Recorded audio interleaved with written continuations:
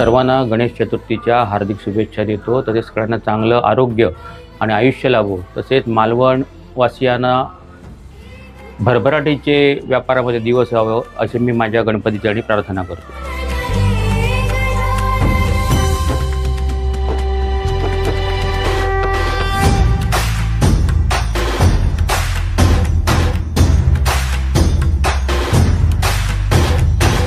सगळ्या जगाचा तारणहार तू, या विश्वाचा पालनहार तू, मोदक प्रिय तू, मंगलदाता, भक्तांची कामना पुरविता.